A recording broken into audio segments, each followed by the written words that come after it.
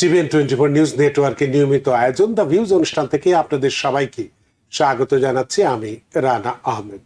সুপ্রিয় দর্শক, আপনারা এই মুহূর্তে যারা ঘরে টেলিভিশন সেটের সামনে বসে অনুষ্ঠানটি দেখছেন কিংবা আরেকটু পরে টেলিভিশন সেটের সামনে বসে আপনাদের এই প্রিয় অনুষ্ঠানটি উপভোগ করবেন, কিংবা এই মুহূর্তে যারা ফেসবুক লাইভে ঢুকেছেন অথবা আর একটু পরে ফেসবুক লাইভে ঢুকবেন, কিংবা আরও পরে সময় সুযোগ মতো যারা ইউটিউবে অনুষ্ঠানটি দেখবেন তাদেরকেও আগাম স্বাগত জানিয়ে রাখি। সুপ্রিয় দর্শক, আজকের অনুষ্ঠানে আমরা খুবই গুরুত্বপূর্ণ একটি বিষয় নির্ধারণ করেছি আলোচনার জন্য, কারণ আমাদের সন্তানেরা এই দেশে আসে বুক ভরা স্বপ্ন নিয়ে, এবং আমাদেরও থাকে অনেক বড় আশা, অনেক বড় ইচ্ছে যে আমার সন্তানটি কিভাবে আরো বড় হয়ে, আমি যা হতে পারিনি আমার থেকে আরো বড় হয়ে এই দেশের হাওয়া বাতাস আলোতে নিজেকে বিকশিত করবে। কিন্তু অনেক সময় দেখা যায় সেই আশা স্বপ্ন পূরণ হয় না। কেন হয় না? সেই ক্ষেত্রেই আজকের যে আলোচনার বিষয়টি, red flags to green lights, আপনার সন্তানের শিক্ষা জীবনের ব্যর্থতা থেকে স্বপ্ন পূরণের গল্প। অর্থাৎ ব্যর্থতাকেই এক জায়গায় আমরা গেঁথে রাখিনি, এক জায়গায় জমিয়ে রাখিনি, সেখান থেকে কিভাবে সফল হতে পারে সেই গল্পই আজকে, বা সেই বিষয়টি নিয়ে আজকে আমরা কথা বলবো। সুপ্রিয় দর্শক, এই বিষয়ের উপরে আপনাদের প্রশ্ন থাকতেই পারে, তবে আজকে আপনাদেরকে প্রশ্নগুলো নিতে পারবো না। কেন পারবো না সেটি আমরা পরে বলবো। সুপ্রিয় দর্শক, এই বিষয়টি নিয়ে, এই গুরুত্বপূর্ণ বিষয়টি নিয়ে আলোচনা করবার জন্য আমাদের স্টুডিওতে উপস্থিত হয়েছেন আমাদের সকলের প্রিয়জন, প্রিয় মানুষ, প্রিয় মুখ, প্রিয় টিচার জনাব খোকন উদ্দিন ববি, সিইও ববি তারিক টিউটরিং সেন্টার এবং কলাম্বিয়া বিশ্ববিদ্যালয়ের গ্রাজুয়েট। জনাব খোকন উদ্দিন ববি, আপনাকে স্বাগত। থ্যাংক ইউ রানা ভাই, থ্যাংক ইউ টিভিএন দর্শকবৃন্দ। আপনাকেও অসংখ্য ধন্যবাদ, কারণ গতকালকেই আমরা ঈদ উদযাপন করেছি। আজকে সেই ঈদের খুশি বা আমেজ এখনো শেষ হয়নি, তারপরও সেগুলো সবকিছু উপেক্ষা করে আপনি আমাদের স্টুডিওতে উপস্থিত হয়েছেন, এবং আজকে আমাদের দর্শকদের, বিশেষ করে যে সমস্ত দর্শকের সন্তান রয়েছে, যে সমস্ত সন্তানরা বিভিন্ন কারণে হয়তো ডিপ্রেশনে চলে গেছে, পারিবারিক সামাজিক বিভিন্ন অবস্থার প্রেক্ষাপটে যে কোনো কারণে একটু ব্যর্থতা তাদের মধ্যে আমরা দেখেছি, কিন্তু সেই ব্যর্থতা কাটিয়ে উঠে কিভাবে তাদের স্বপ্ন পূরণ করবে সেই বিষয়ে গুরুত্বপূর্ণ বিষয়টি আপনি আলোচনা করবেন, সেই কথাগুলো আপনি বলবেন। তো সেটি বলবার আগে একটু দর্শকদের সাথে কথা বলে নিই আজকের গুরুত্বটি সম্পর্কে আলোচনা। সুপ্রিয় দর্শক, গতকাল আমরা প্রায় সবাই পবিত্র ঈদ উল আজহার নামাজ এবং কোরবানি আদায় করেছি। আর আমরা যারা গতকাল বা আজ বিভিন্ন কারণে কোরবানি করতে পারিনি, তারা আরো একদিন অর্থাৎ আগামীকাল পশু জবাইয়ের মাধ্যমে কোরবানি আদায় করতে পারবো। অর্থাৎ এখনো আমাদের জীবনের ঈদের আমেজ বয়ে চলেছে। তাই আপনাদের সবাইকে আবারও ঈদের আন্তরিক শুভেচ্ছা ও ভালোবাসা। কারণ ঈদ আমাদের শেখায় ত্যাগের মহিমা, ধৈর্যের শক্তি এবং নতুন আশায় আবার ঘুরে দাঁড়ানোর সাহস। আর ঠিক সেই শিক্ষা নিয়ে আজ আমরা কথা বলবো এমন কিছু তরুণ তরুণী বা শিক্ষার্থীদের নিয়ে, যারা হয়তো জীবনের কোনো এক পর্যায়ে হেরে যাওয়ার ভয়, ব্যর্থতার কষ্ট কিংবা হতাশার অন্ধকারে নিজেদের স্বপ্নগুলোকে হারিয়ে ফেলেছে। অনেক শিক্ষার্থী আজ জিপিএ কম হওয়ার কারণে নিজেকে ছোট মনে করে। কেউ এসএটি বা এসএটি প্রত্যাশিত স্কোর না পেয়ে ভাবে আমার ভবিষ্যৎ শেষ।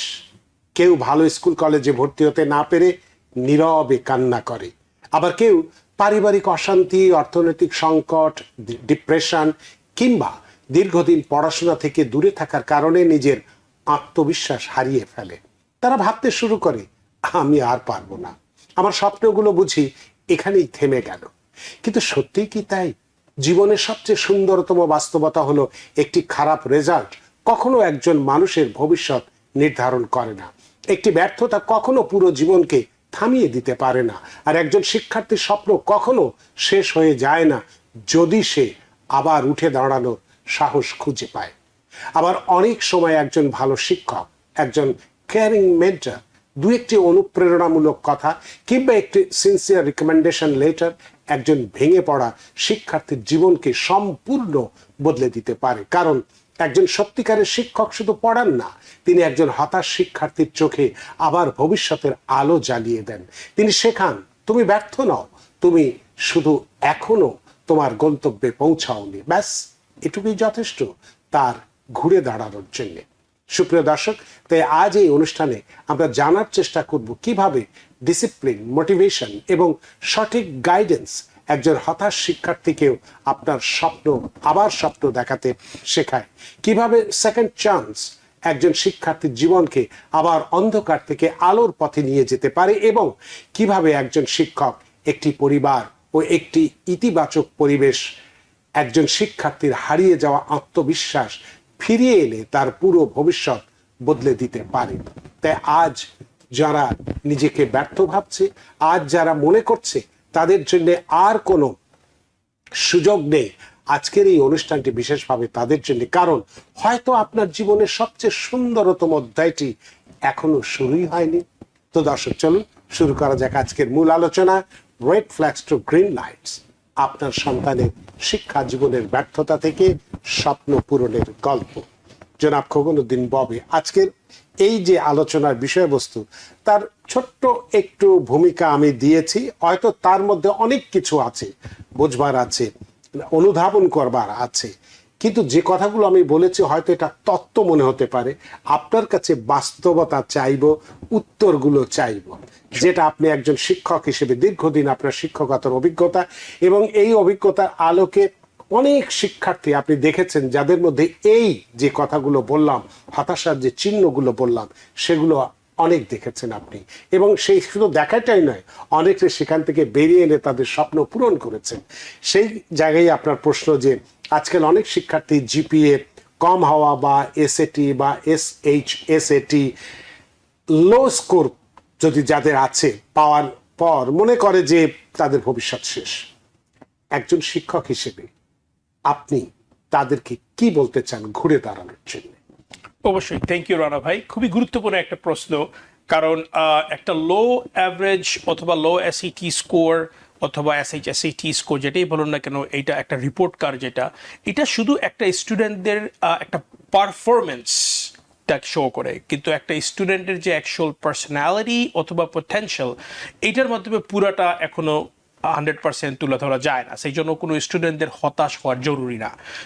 আমি কি বলতে চাইছি যে পারফরমেন্স হলো সে কিভাবে কতটুকু অ্যাসিড স্কোর করলো। এখন ওকে, মানলাম 1200 পাইলো অথবা 1100, কারেক্ট, কিন্তু তার পটেনশিয়াল, তার কি ইমপ্রুভ করার ক্ষমতা আছে কিনা, তার কি আবার ঘুরে দাঁড়ানোর ইচ্ছা আছে কিনা, এই দুইটা জিনিস তো স্কোর দ্বারা জানা যাচ্ছে না। এই জন্য কলেজ বোর্ড এসইটিকে আবার নিতে তারা বলে যে তুমি একবার না পারলে দুইবার নাও, দুইবার না পারলে তিনবার, কলেজ সুযোগ দিয়েছে।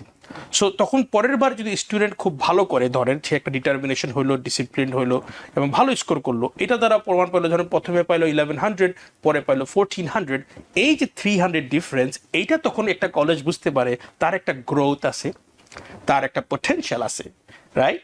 সো সিমিলারলি তার স্কুলের জিপিএ যদি একবার ডাউন হয়, এমনটা তার আশা করার দরকার, ও আমার আর হার্ভার্ডে চান্স নাই, আমার কলম্বিয়া ইউনিভার্সিটির চান্স না, আমি হয়তো ডাইরেক্ট মেডিকেল প্রোগ্রামে আর চান্স পাবো না। না, কারণ কলেজ অ্যাডমিশন অফিসাররা একদম রিজিডলি ওইভাবে সবকিছু মাপকাঠি দিয়ে মাপ করে না। তারা দেখে, এটা হলো হোলিস্টিক প্রসেস, তারা দেখে হলো একটা স্টুডেন্টদের গ্রোথ, মাইন্ডসেট, পটেনশিয়াল, এই তিনটা জিনিস, যে সে উপরে উঠার ক্ষমতাটা আছে কিনা। প্রথম একটা সেমিস্টার ডাউন হইলো, ইটস ওকে, হতেই পারে বিভিন্ন কারণে। পরের সেমিস্টারটা যদি সে হঠাৎ করে আবার আপ করে, তখন বোঝা যায় যে এই স্টুডেন্টটা আবার ঘুরে দাঁড়াইতে পারে, এই স্টুডেন্টটার আবার একটা পটেনশিয়াল আছে।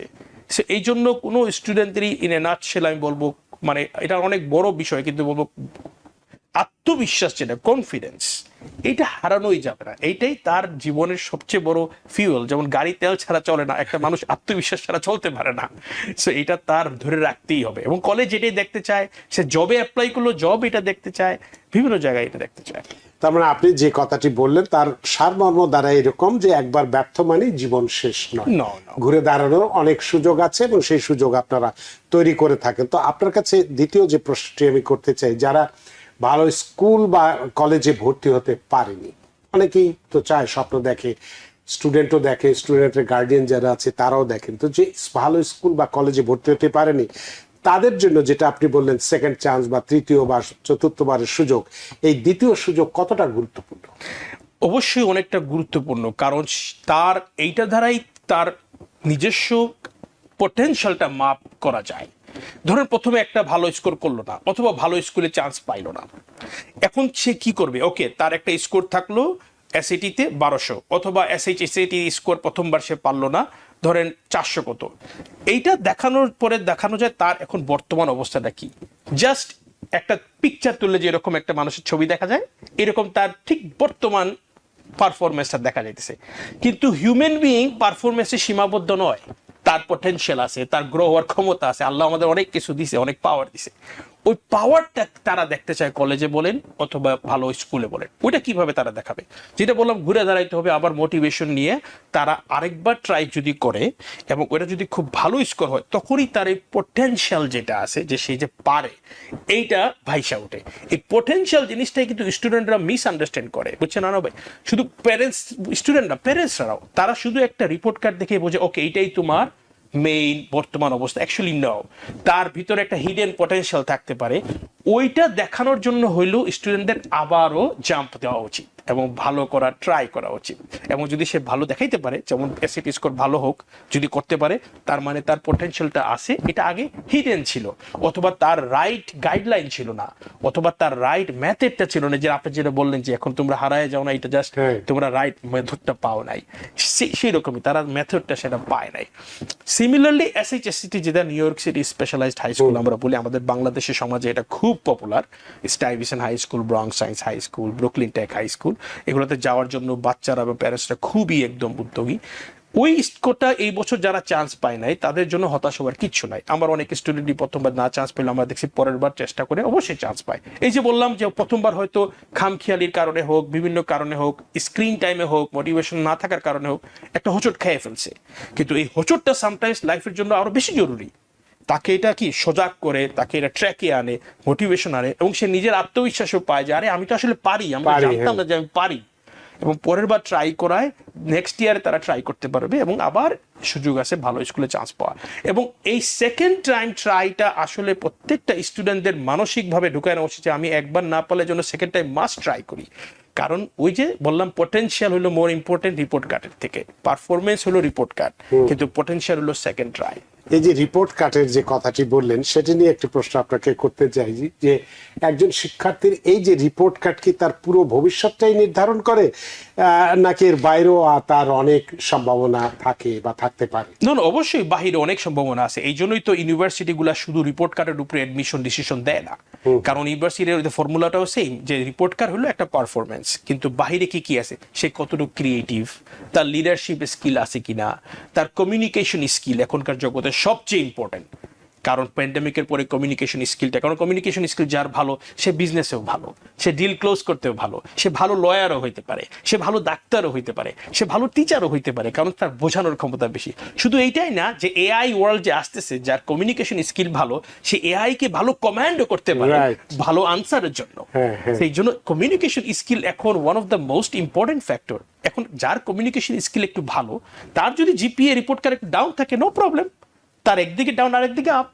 সেই জন্য leadership, communication skill, public speaking skill, মানুষের সামনে কথা বলার একটা ক্ষমতা, এইগুলা জিনিসগুলা কলেজ দেখে। এই জন্য শুধু রিপোর্ট কার্ডে তার জিনিস সীমাবদ্ধ না, কারণ রিপোর্ট কার্ড হলো জাস্ট বর্তমান পারফরমেন্স, একটা short performance, which is important, অবশ্যই ইম্পর্টেন্ট, কিন্তু এর থেকেও অনেক বেশি ইম্পর্টেন্ট হলো তার পটেনশিয়ালটা শো করা, যে তার অন্য দিকে কি একটি পাওয়ারগুলো আছে কিনা, যেগুলো কমিউনিকেশন স্কিল বললাম, লিডারশিপ স্কিল বললাম, অথবা হচট খাইয়া গেলে, যেমন এসএটি স্কোর মাত্র একবার ডাউন হইলে আবার ভালো হইলে, এটা একটা শো করে যে না, এই স্টুডেন্টরা গিভ আপ করে না, স্টুডেন্টরা একবার ধাক্কা খেলো আরেকবার ট্রাই করে, 2 নম্বর বার না হলে 3 বার নিলেও কি এটা কি প্রমাণ হয় যে স্টুডেন্টটা গিভ আপ করতেছেই না যতক্ষণ না সে তার টার্গেট স্কোরে না পৌঁছাইতেছে, রাইট?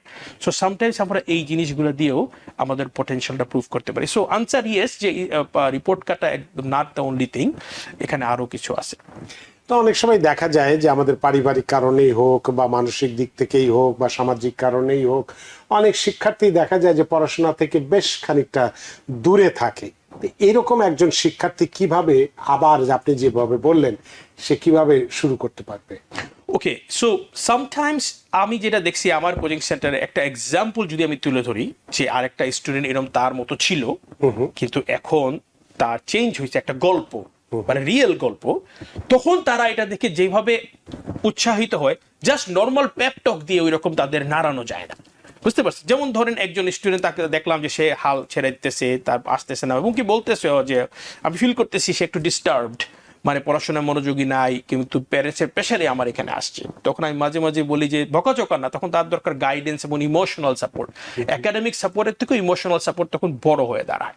তখন আমি তার সাথে যখন কথা বলি, তখন আমি বলি দেখো আমার এই আর একটা স্টুডেন্ট ছিল, তারা দেখে, কারণ আমার কোচিং সেন্টারে তাদের নাম আছে, পিকচার্স আছে, বোর্ডে অনেক গল্প টল্প চলতেছে, এবং তারা চিনেও অনেকদেরকে এরকম তাদের ফ্যামিলি মেম্বার্স। তখন বলি সে এরকম ডাউন ছিল, তখন তারা জানে আসলে তো সে তো ডাউন ছিল। তারপরে দেখো মোটিভেশন এবং কি ডিসিপ্লিন, এই দুইটার সম্মিলিত। শুধু মোটিভেশন হলে হবে না, মোটিভেশন হলো 20%, ডিসিপ্লিন হলো 80%। এই দুইটার সম্মিলিত প্লাস প্যারেন্টস এবং শিক্ষকদের যৌথ সাপোর্টের কারণে দেখা যায় একটা স্টুডেন্ট ধীরে ধীরে ধীরে ধীরে অনেক উপরে উঠে যায়। এই এক্সাম্পলগুলো তারা দেখলে মনে করে আরে তার তো জিপি অনেক খারাপ ছিল, সেই রকম ভালো কলেজে কিভাবে গেল? তার মানে নিশ্চয়ই সে কিছু করছে যেটা জিপিএ কে ডাউন মানে মেকআপ করে দিছে। তার মানে আমিও পারবো। ইয়েস, তুমি পারবা। ওই যে আপনি যেটা বললেন পারবা, আসলে তোমার রাইট মেথডটা পাও নাই।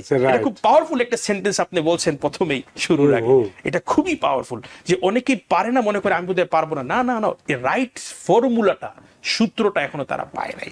ওই গাইডলাইনটা যে কোনো একজন তাকে দেখাই দিলে, রাইট টাইমে রাইট সঠিক পদ্ধতি দেখাইলে তারা খুবই চেঞ্জ হয়। এবং আমার জীবন দশায় তো অনেক চেঞ্জ দেখলাম।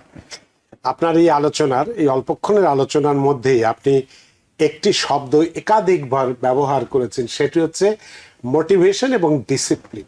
এই মোটিভেশন এবং ডিসিপ্লিন নিয়ে আপনাকে একটি প্রশ্ন আমি করতে চাই, যে মোটিভেশন আর ডিসিপ্লিন, এই যে দুটো বিষয়, এই দুটো বিষয়ের মধ্যে কোনটি দীর্ঘমেয়াদে বেশি গুরুত্বপূর্ণ বলে আপনি মনে করেন? ওয়েল, আমার এই গত 22 বছরের কেরিয়ার, স্পেশালি ববিতার একটি টিউটোরিয়াল, সেটা 16 বছর রানিং, আমি যেটা দেখছি একদম চাক্ষুষ, ডিসিপ্লিনের ওয়েট মোটিভেশন থেকে অনেক হাই। আচ্ছা, কিন্তু ডিসমোটিভেশন হইলো কি গাড়ির চাবি, এটা ছাড়া গাড়ি স্টার্ট হবে না। আর ডিসিপ্লিনটা কি, মানে আপনি কন্টিনিউ প্যাডেল মারতে হবে যতক্ষণ নাকি গাড়ি চালাতে, যেই ডিসিপ্লিন বন্ধ গাড়িও বন্ধ। তার মানে জিনিসটা কি, শুধু সহজ ভাষায় বলি, মোটিভেশন একটা বাচ্চার জার্নি স্টার্ট করে, কিন্তু ডিসিপ্লিন জার্নিটাকে এন্ড করে। ধরেন কেউ বললো না আমি খুব এক্সাইটেড, আমি এবার ভালো রেজাল্ট করবো, আমি অ্যাসিটিতে 1500 পাবো এই 1600-র মধ্যে। এই যে মোটিভেশনের কারণে তার জার্নিটা স্টার্ট হলো, প্রথম দিন সে 4 ঘন্টা পড়লো, পরের দিন 4 ঘন্টা পড়লো, আস্তে আস্তে যদি মোটিভেশন ডাউন হয় তাহলে 3 ঘন্টা এসে পড়বে, 2 ঘন্টা এসে পড়বে। কারণ যখনই একটু বোরিং মনে হবে, একটু প্রেশার মনে হবে, তখনই তারা কি করে, এটা ছেড়ে বলে আমি একটু ইউটিউব দেখে নিই, একটু ফেসবুক থেকে, অথবা বন্ধু বান্ধবের সাথে একটু আলাপ করি। এই যে সে গ্যাপটা আস্তে আস্তে হয় না, তখন এই মোটিভেশনটা ওয়ার আউট হয়ে যায়, বুঝতে পারছেন? কিন্তু ওই সময় ডিসিপ্লিনটা হলো স্লেভারি, মানে আমি বলি you become slave to yourself. কারণ তুমি যে রুটিনটা বানাইছো, এই ডিসিপ্লিন মানে হলো যে সে চায় না 3 নম্বর দিন 4 ঘন্টা পড়তে, তারপরে পড়বে। আচ্ছা, পরের দিন সে চায় না আবার 4 ঘন্টা পড়তে, তারপরেও পড়বে। এর পরের দিনও সে চায় না 4 ঘন্টা পড়তে, আবারও পড়বে। এই যে মনের বিরুদ্ধে একটা ফাইট, এইটাকে বলা হয় ডিসিপ্লিন। এইটা যদি সে করতে পারে, যে কোনো মানুষ সে সাকসেসফুল। বরঞ্চ এটাই না, যে দুনিয়া যেভাবে চেঞ্জ হইতেছে, কারণ স্ক্রিন টাইম মানুষকে ডিস্ট্র্যাক্ট করে। তো এখন আগে ছিল জগবানটা জিনিয়াসদের, যারা খুব ট্যালেন্ট তাদের, এখন আসতেছে হলো যারা খুব ডিসিপ্লিন তাদের। ওই ডিসিপ্লিন যারা, তারাই হবে ফিউচার সিইও, ওরাই কন্ট্রোল করবে একটা গ্রুপ অফ জিনিয়াস। কারণ তাদের ইন্টেলিজেন্স ওরা ইউজ করানো জানবে, কারণ তার ডিসিপ্লিন অনেকক্ষণ ধৈর্য রাখতে পারে, আর বাকিদের নিয়ে তখন ওদের বসই হবে যার ডিসিপ্লিন থাকবে। এই ডিসিপ্লিনটাই হলো সবচেয়ে বেশি ইম্পর্টেন্ট ফর মোটিভেশন। এই জন্য আমি বলি আমার স্টুডেন্টকে, মোটিভেশন হলো 20% আর ডিসিপ্লিন হলো 80%। আমাকে আমার কমিউনিটির মানুষ আসলে রানা ভাই জানেই হইলো এক প্রকার মোটিভেশনাল স্পিকার হিসাবে, অনেস্টলি। মানে আমাকে টিচার হিসাবে অতটুকু জানে কিনা যতটুকু জানেন মোটিভেশনাল স্পিকার। আমি এটা আমার জেনেটিকই বোধহয়, আমি সবসময় মোটিভেশন দিতেই থাকি, ডিসিপ্লিন থাকি। মানে ক্লাসের মধ্যে একটা ভাইব সৃষ্টি করি, যে ছোট হোক বড় হোক, ছোট ক্লাস হোক বড় ক্লাস হোক, মানে যে এইটা তাদের একটা লাইফ লেসন। কারণ আমি মনে করি এটা মোর ইম্পর্টেন্ট, তারপরে পড়াশোনা। কারণ যখন ডিসিপ্লিন ফিক্স করা যায়, পড়াশোনা আমার পড়াইতেই হয় না বেশি, ওরা নিজেরাই পড়ে। এর আগে আপনি যতই পড়ান, ঢুকাইতেই থাকে, এই দিক দিয়ে ঢুকবে, এই দিক দিয়ে বাইর হবে, মানে কাজ হয় না। এই জন্য ওই ডিসিপ্লিনের ভ্যালু আমি এতদিনে বুঝে গেছি, মানে এটা ইনকম্পারেবল, কম্পেয়ার করা এর মতো কিছু অতুলনীয়। আপনারও অনেক দিনের শিক্ষকতার অভিজ্ঞতা, আমারও আছে অনেক অভিজ্ঞতা, প্রশাসন এবং শিক্ষকতা দুটোই।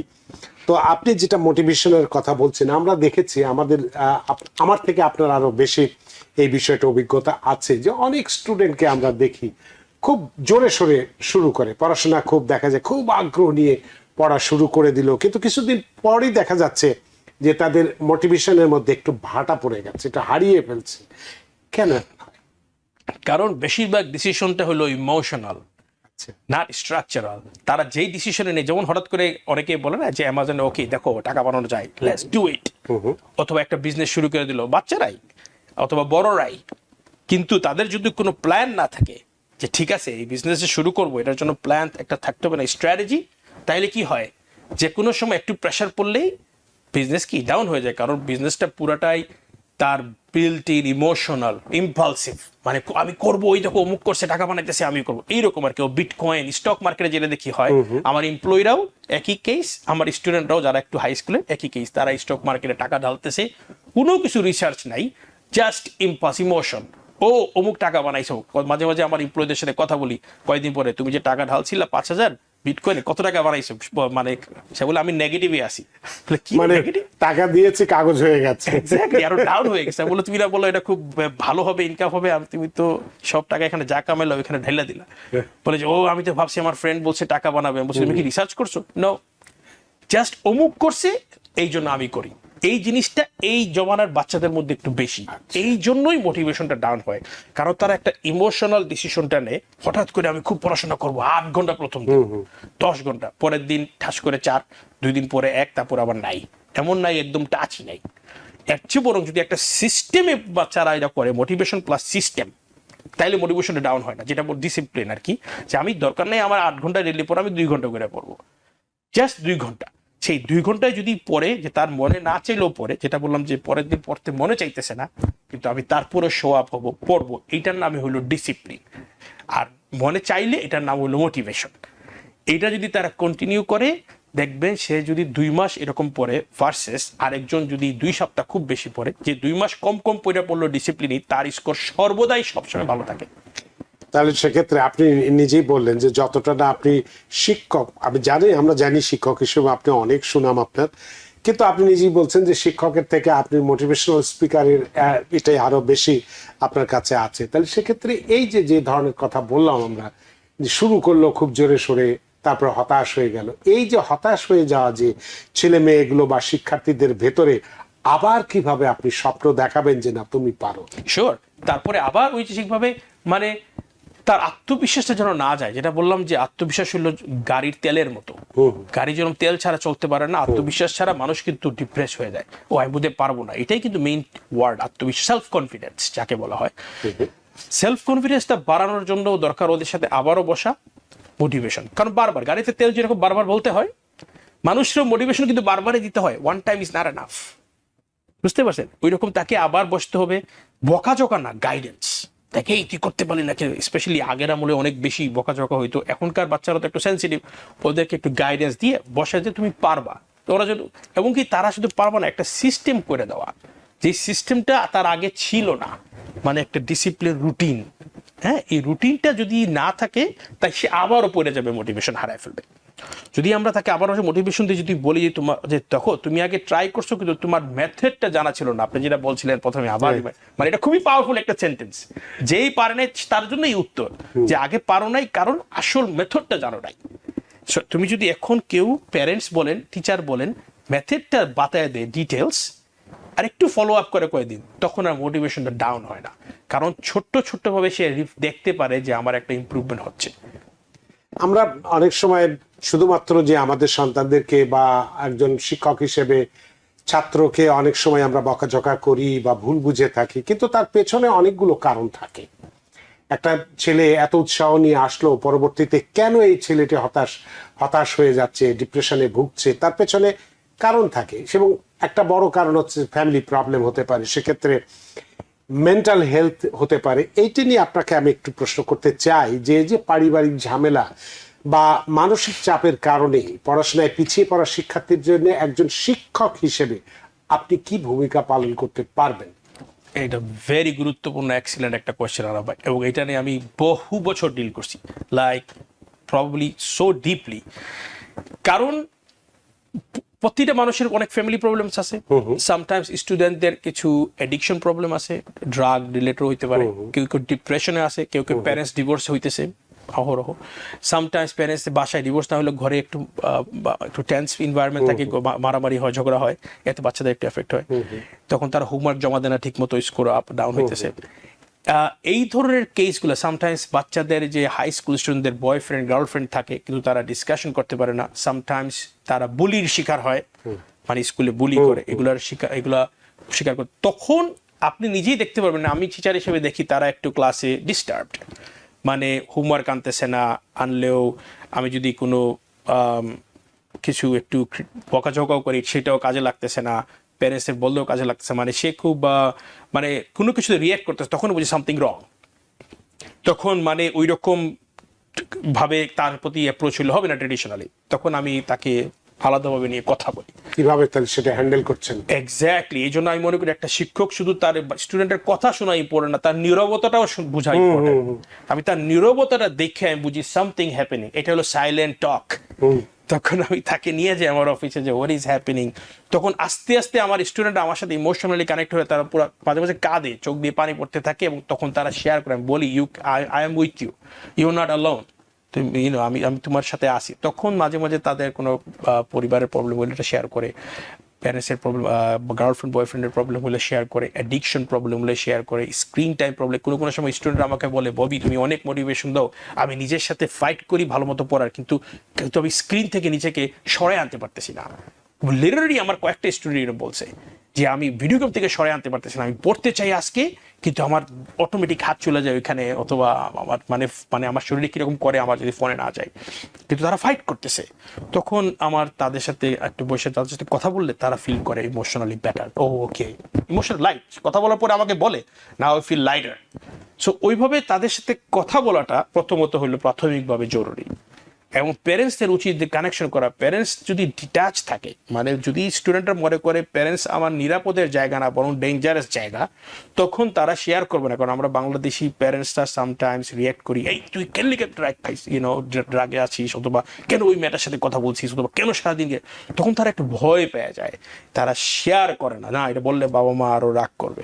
কিন্তু যদি একটু সেন্সিটিভলি আগাই, কারণ তাকে বোঝার চেষ্টা করি, কারণ সে হরমোন ডেভেলপ করতেছে, বয়স বাড়তেছে, তখন তারা বন্ধুর মতো অনেক কিছু শেয়ার করে, তখন আপনি বোঝাবে যে এটা রাইট এটা রং। তারা কিন্তু মানে বাবা মার কথা ঠাস করে তারা ডিফল্টে ফালাই দেয় না, প্রথম আস্তে আস্তে একটু বেশি করে রিউড হয়ে যায়, কিন্তু প্রথম দিকে অতটা হয় না যদি বাবা মা ইনিশিয়ালি ক্যাচ আপ করে ফেলে। তো ওই যেভাবে জিনিসটা ওদের সাথে কথা বলা, 1 2, তখন আলাদাভাবে তাদের মোটিভেশন দেওয়া 2 3। আমি ইউজুয়ালি উদাহরণ দেই, এরকম অনেক স্টুডেন্ট ফিক্স হয়েছে, ডোন্ট ওয়ারি তুমিও পারবা, তখন 4। আর যদি দেখা যায় যে কেস সুপার সিভিয়ার, মানে একদম আউট অফ কন্ট্রোল, তখন এটা মেন্টাল হেলথ কাউন্সিলর অথবা সাইকোলজিস্ট ওদের অথবা ডক্টরের পরামর্শ নেওয়া জরুরি, অবশ্যই তখন প্যারেন্টস জানাবে। সেক্ষেত্রে আমরা হয়তো আপনি এটা বুঝেন, কিন্তু আপনার একাডেমিতে আপনার টিউটরিং সেন্টারে অনেক শিক্ষক থাকে, সবার পক্ষে সবকিছু বোঝাটা হয়তো অনেক সময় সম্ভবপর হয় না, এবং অনেকে মনে করেন আবার আমি আসছি চাকরি করছি, পড়ানো পড়িয়ে চলে যাব, এত ঝামেলার মধ্যে আমার যাওয়ার দরকার নেই। সেক্ষেত্রে তাদের জন্য যে এই যে অনেক শিক্ষার্থী যে মানসিক কষ্টে থাকেন, কাউকে কোনো কিছু বলতে পারছেন না, আপনি একজন শিক্ষক হিসেবে আপনার আরেকজন শিক্ষককে কিভাবে পরামর্শ দেবেন যে ওই বাচ্চাটি যে কোনো কিছু বলতে পারছে না, তার কষ্টের কথা শেয়ার করতে পারছে না, তাকে কিভাবে সাহায্যের জন্য উপদেশ দেবেন? শিওর, যেমন আমার কোচিং সেন্টারে যেটা করি, আমার অন্যান্য শিক্ষকদের সাথে আমি প্রায় মিটিং হোল্ড করি, এবং মিটিংয়ে এইসব বিষয় নিয়ে আমরা কথা বলবো। তখন তারা বিভিন্ন স্পেসিফিক ছাত্রছাত্রীদের নিয়ে আমার সাথে তাদের সমস্যা তুলে ধরে, এই স্টুডেন্টটা ফিক্স করতে পারতেছি না কারণ সে হোমওয়ার্ক করছে না অথবা কথা শুনতেছে না, তখন আমরা তাদের জন্য একটা ডিফারেন্ট সলিউশন অ্যানালাইজ করি।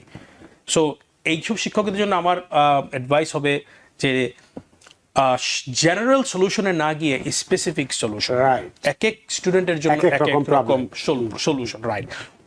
ওইটা আমি যেটা করছি এটাই দেখছি যে so far working out. General আমরা ট্রাই করছি, ডেন্ট ওয়ার্ক, এটা কাজ হয় নাই। তো তারপরে বিভিন্ন জিনিসই তো আমরা সবসময় ট্রায়াল এন্ড এরর করতে থাকি, তারপরে যেটা কাজ হয় ওইটাই আমরা তারপরে কি ওইটা বেশি প্রচার করি, মানে টিচারদেরকে বলে এইভাবে চালাও।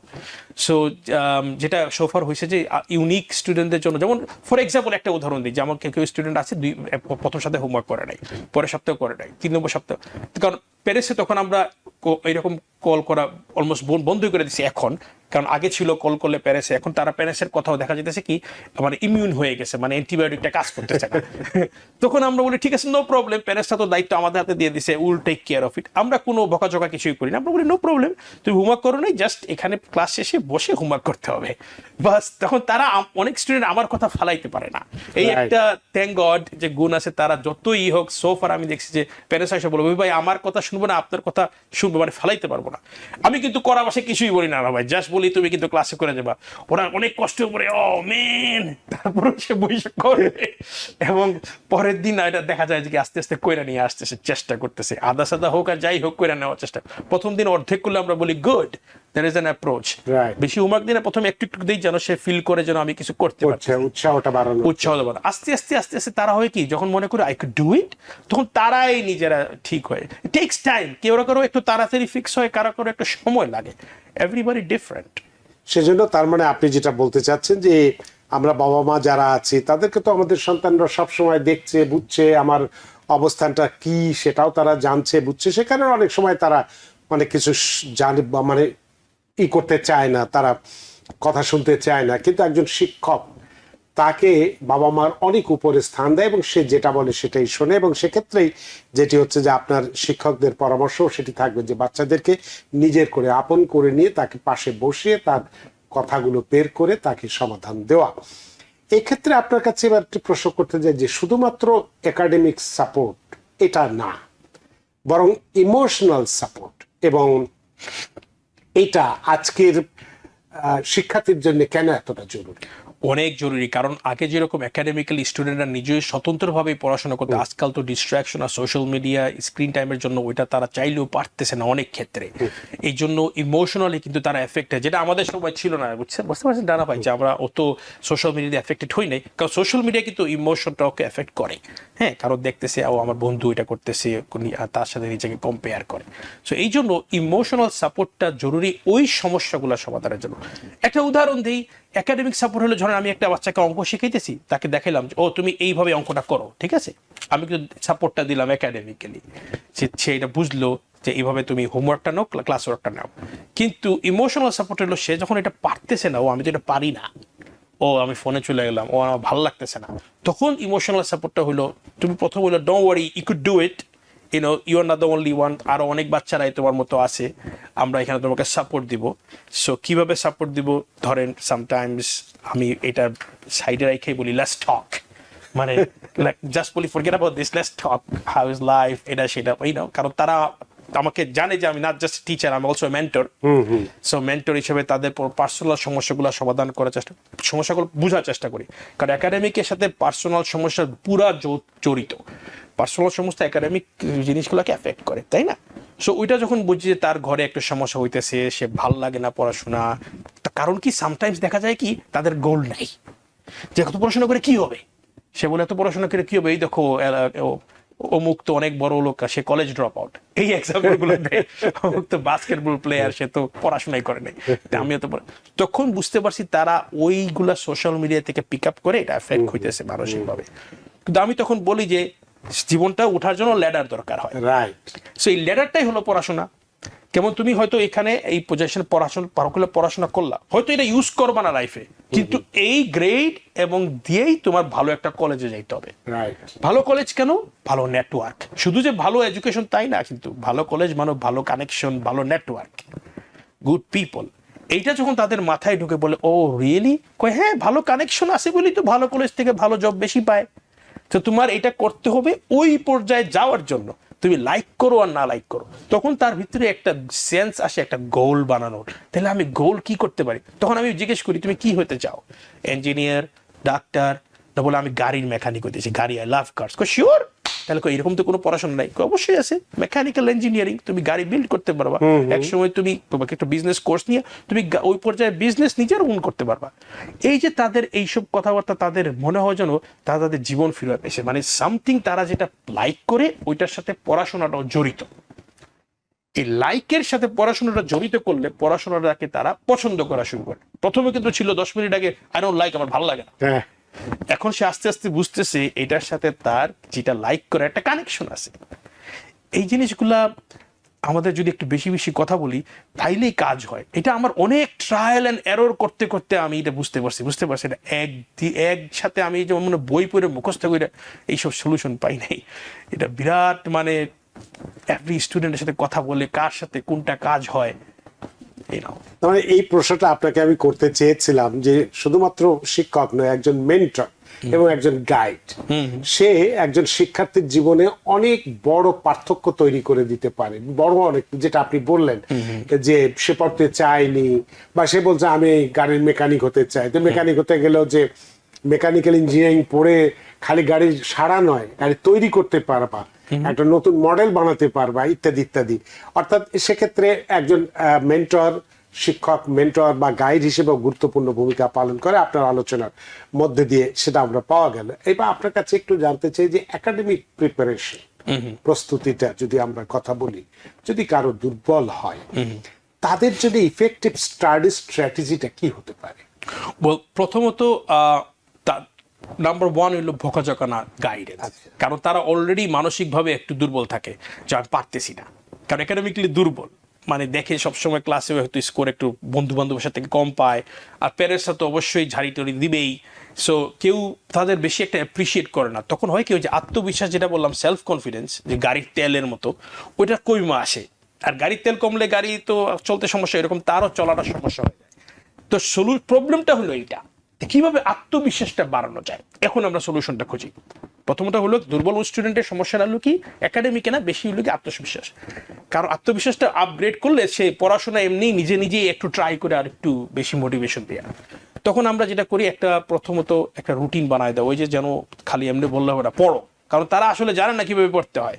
ট্রাস্ট মি, তারা জানে না। যেমন আমার নিজের স্টুডেন্ট একটা কালকে সেদিন বলতেছিল আমি 4 ঘন্টা পড়ছি কালকে। ওকে দেখি কি পড়ছো? ওকে এটা পড়ছি। আমি জিজ্ঞেস করলাম কিছুই তো পারে না। 4 ঘন্টা না পড়া তুমি তো রোবলক্স ভিডিও গেম খেললেও কিছু এনজয় করতা, তুমি তো পড়া লাভ হইলো কি? আমার বোন আমার জোর করে বসায় রাখছে, এর লেগে পড়ছি, নাইলে আমি রোবলক্স ভিডিও গেম খেলতাম। ও আচ্ছা, বোনের কারণে। তার মানে দেখেন, সেই বৈশা আছে কারণ একটা মানসিক প্রেশারে, সে কিন্তু পড়াশোনায় কোনো মনোযোগ নাই। কারেক্ট? তখন কি, এখন খালি বোন বলছে না এখন পড়, তুই ববির পড়া পড়। এখন তো সে কিভাবে যে পড়তে হবে তার এটা জানা নাই। এই জন্য দুর্বল, আপনার প্রশ্নতে আসা যাক, দুর্বল স্টুডেন্টের জন্য দরকার একটা স্ট্র্যাটেজিক ডিভাইস রুটিন করে। যে ঠিক আছে, তুমি ম্যাথে একটু দুর্বল, তুমি প্রতিদিন এই চ্যাপ্টারে যা স্কুলে পড়াইছে আইসা বাবা তুমি আবার ওই অঙ্কগুলা করবা, 10টা অঙ্ক আবার প্রথমে করো 30 মিনিট, বেশি করা দরকার নেই। স্কুলের টিচারে যে অঙ্কগুলা করছে শুধু ওই অঙ্কগুলাই করো, কারণ সে অঙ্কেতে একটু দুর্বল। তারপরে প্যারেন্টস না হয় ওই অঙ্কের মতো করে, যদি টিচার হোমওয়ার্ক দিল, কারণ বাচ্চারা সামটাইমস করে কি, ক্লাসের যা নোটগুলো আছে ওগুলো না পড়া, যেটা হোমওয়ার্ক দিল টিচার, প্রথমেই হোমওয়ার্কে বসে পড়ে। অলরেডি সে এই সাবজেক্টে দুর্বল, হোমওয়ার্ক হলো নতুন, সে আরো দুর্বল, তার কনফিডেন্সের অবস্থা বুঝতেছেন, আরো ডাউন হইতেছে। রাইট? এই জন্য যদি একজন ফর্মুলাটা, যেটা তুমি আগে নোটটা পড়ো, যেটা আমি আমার স্টুডেন্টকে বলি যে আগে আমার নোট, পরে হোমওয়ার্ক, তারপরে হোমওয়ার্কটা পড়ো, চেষ্টা করো, তাহলে হয় কি এই জিনিসটা কি তার একটু আস্তে আস্তে একটু স্ট্রঙ্গার হইলো। তারপরে হইলো একটা টাইম রুটিন করে দেবো, যে যেহেতু তুমি এটাতে দুর্বল, প্রতিদিন 30 মিনিট করে করতে হবে। বুঝতে পারছেন? আমি যখন কলম্বিয়া ইউনিভার্সিটিতে ছিলাম, সিনিয়র ইয়ারে আমার বায়োমেডিক্যাল ইঞ্জিনিয়ারের যে প্রফেসর, ব্রেইন স্পেশালিস্ট ছিল, সে বলছিল যে ব্রেইন একটা জিনিস দেখতে হয় 4 বার, একদম পুরো ব্রেইনে ঢুকাইয়া নেওয়ার জন্য। আমার এটা মনে আছে। সে আমাদের টিচিং করতো যে কিভাবে পড়াশোনা করবা, কিভাবে। প্রফেসর আমাদের নোটটা আগে আপলোড করে দিত যে আজকে চ্যাপ্টার 3 পড়াবো। তো বলতো কি, তোমরা ক্লাসে আসার আগে চ্যাপ্টার 3 একটু চোখ নজর বুলাই আইসো, যেন আমি যা বলি একদম ফরেন ল্যাঙ্গুয়েজ মনে না হয়। তখন আমরা এটা একটু চোখ ভুলাইতাম। রাইট? 20 মিনিট বলতো, বেশি করে লাগবে না, 20-25 মিনিট যা পারো, কফি খায়া। That's it. এই যে একটা 1 নম্বর হলো। 2 নম্বর কি, প্রফেসর যখন পড়াইতেছি তখন আমরা মোর ফোকাস, কারণ আমি এটা দেখে আসছি। এটা হলো 2 নম্বর হলো, কমন পড়তেছে। রাইট? 3 নম্বর হইলো, যখন তুমি ক্লাসে প্রফেসর হোমওয়ার্ক করবা বাসায় গিয়া, তখন নোট দেখবা আর হোমওয়ার্ক গুলা করবা। এই যে নোট আবার দেখা লাগতেছে হোমওয়ার্কের জন্য, এটা হলো 3 নম্বর। আর 4 নম্বর হলো, যেদিন পরীক্ষার আগের দিন এটা আরেকবার রিভিউ করবে, কারণ ফাইনাল পরীক্ষা। এটা হলো 4 নম্বর। এই 4 বার যখন এই ম্যাটেরিয়াল একটা পদ্ধতির মাধ্যমে সিস্টেমেটিক ওয়েতে পড়লা, ব্রেইনে পুরাপুরি এটা ঢুকে যায়। উনি কিন্তু ব্রেইন স্পেশালিস্ট। 30 বছর, তখন 2009 আমি গ্রাজুয়েশন, তখনই ছিল 30 বছরের অভিজ্ঞতা, এখন তো আরো অলমোস্ট 50 ইয়ার্স।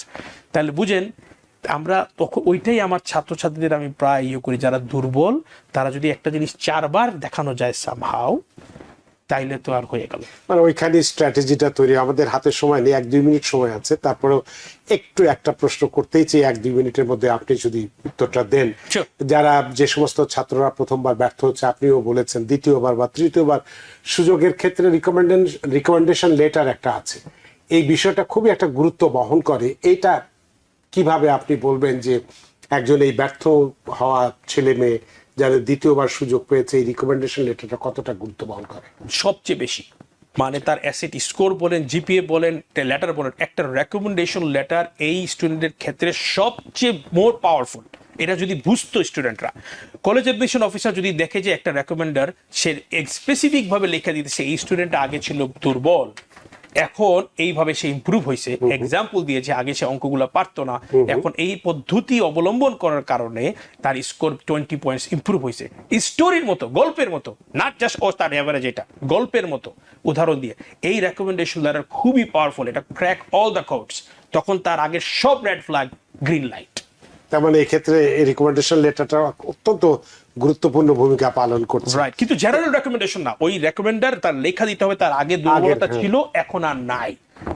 একটু আমাদেরকে হাতে সময় নেই, তা একটু এই ধরনের অনেক হয়তো পরিবারই আছে বা আমাদের সন্তানরা যারা এরকম একটু হতাশ হয়েছে, তাদের কারণে আমাদের গার্ডিয়ান যারা আছে তারা আরো বেশি হতাশ হয়ে গেছি। হতাশ না হতে হলে কি করতে হবে, যদি 1 মিনিটের জন্য একটু আমাদের অভিভাবকদের উদ্দেশ্যে কিছু বলেন। শিওর, সবচেয়ে বড় কথা হলো 2টা জিনিস বুঝতে হবে বাচ্চাদের, একটা হলো তাদের কথা শুনতে হবে, আর একটা তাদের নীরবতা বুঝতে হবে। যখন তারা বলতেছে এটাও বুঝতে হবে, যখন তারা কিছু বলতেছে না নীরব কেন, ওইটাও মন দিয়ে বোঝার চেষ্টা করতে হবে, কারণ তারা আমাদের থেকে অনেক বয়সে ডিফারেন্ট। এইটা আর এবং কি এই সোশ্যাল মিডিয়া তাদেরকে আমাদের থেকে অনেক চেঞ্জ করে রাখা, ওইটা বুঝার পরে বোকাজোকা গাইডেন্স তাদের সাথে সুন্দর মধ্যে। আমি সবসময় একটা উদাহরণ দিই, 10 মিনিট টি কাপ মানে কফি টেবল, মানে এটা আমার সবচেয়ে ফেভারিট। তো 10 মিনিট যদি একটা প্যারেন্টস ওই তাদের সন্তানের সাথে বসে এক কাপ কফি খায় এবং তাদের পার ডে জিনিসপত্র কেমন গেছে এটা নিয়ে একটু ডিসকাশন করে, যেইটাই তার অপছন্দনীয় মনে হইতেছে তার বাচ্চা করতেছে, ডাইরেক্ট অ্যাকশনে না গিয়ে আস্তে আস্তে বাবা what about this way, what about that way, প্রবলেমটা বোঝা। যদি উনি সলভ করতে পারে নিজে, গুড, না হলে যৌথভাবে, একাকিত্ব না, যৌথ মানে উইথ টিচার্স, তার হয় স্কুলের টিচারের সাথে যোগাযোগ করা কি অবস্থা আসে বিষয়ে, অথবা যদি টিউটর্স থাকে, যেমন আমরা যদি কোচিং সেন্টার ববি ভাইলে ববি ভাইয়ের সাথে ডিসকাশন করা, ওইভাবে আমার ছেলের এই অবস্থা কি করলে এর ইমপ্রুভ করা যায়। সব প্যারেন্টসদের হাল ছাড়া যাবে না, বয়স 18 মানে এই ক্ষেত্রে প্যারেন্টসের ভূমিকাটা অনেক বড়, কারণ একজন বাচ্চা স্কুলে আর কত সময় থাকে, 24 ঘন্টার মধ্যে হয়তো 5 ঘন্টা 6 ঘন্টা 8 ঘন্টা থাকে, বাকিটা বাসায় থাকে, সুতরাং প্যারেন্টসের ভূমিকাটা এক্ষেত্রে অনেক বেশি। জনাব খোকনউদ্দিন ববি, আপনিও আমি জানি অনেক ব্যস্ত, শুধু ব্যস্ত নয়, যেহেতু কালকে ঈদ চলে গেছে, আমি জানি এরপরেই আপনি এখান থেকেই আপনার একটা দাওয়াতও আছে, সেখানে যাবেন, কিন্তু সেটা উপেক্ষা করে আমাদের স্টুডিওতে উপস্থিত হয়েছেন শুধুমাত্র আমাদের এই ধরনের সন্তান যারা হতাশার মধ্যে আছে এবং গার্ডিয়ানদের যারা আরো বেশি হতাশার মধ্যে আছে, তাদেরকে সেই হতাশা থেকে বের করে একটি চমৎকার আলোর পথ দেখানোর যে রাস্তাটা খুলে দিলেন এবং চমৎকার যে আলোচনা করলেন, নিশ্চয়ই এই আলোচনার মধ্যে দিয়ে এই সমস্যার মধ্যে যারা আছেন তারা উতরাতে পারবেন। আপনার এই চমৎকার আলোচনার মধ্যে দিয়ে আমরা সত্যি ঋদ্ধ এবং প্রাণিত। থ্যাংক ইউ রানা ভাই, থ্যাংক ইউ টিভিএন দর্শক বৃন্দ। আপনাকে আবারও ধন্যবাদ। সুপ্রিয় দর্শক, এতক্ষণ আমরা আমাদের যে সমস্ত সন্তানেরা শিক্ষা জীবনের ব্যর্থতার মধ্যে ডুবেছিলেন, সেই ব্যর্থতা থেকে বের করে স্বপ্ন পূরণের ক্ষেত্রে এগিয়ে নেওয়ার যে গল্পটি আমরা বললাম, যে এটি যদি আমরা অনুসরণ করি, নিশ্চয়ই আমাদের যে হতাশাগ্রস্ত সন্তানেরা রয়েছে তারা হতাশা থেকে বেরিয়ে আলোর পথ অবশ্যই দেখতে পারবে। আশা করি আজকের অনুষ্ঠানে আপনাদের যথেষ্ট ভালো লেগেছে। সুপ্রিয় দর্শক, যে যেখানেই থাকুন, ভালো থাকুন, সুস্থ থাকুন, নিরাপদে থাকুন টিভিএন 24 নিউজ নেটওয়ার্কের সাথেই।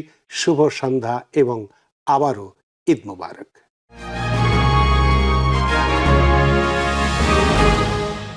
টিভিএন 24 টেলিভিশন দেখতে আজই কল করুন 7187776556। লগ ইন করুন www.totalcablebd.com। নিউ ইয়র্ক থেকে সম্প্রচারিত টিভিএন 24 টেলিভিশন বিশ্বজুড়ে বাঙালির কণ্ঠস্বর।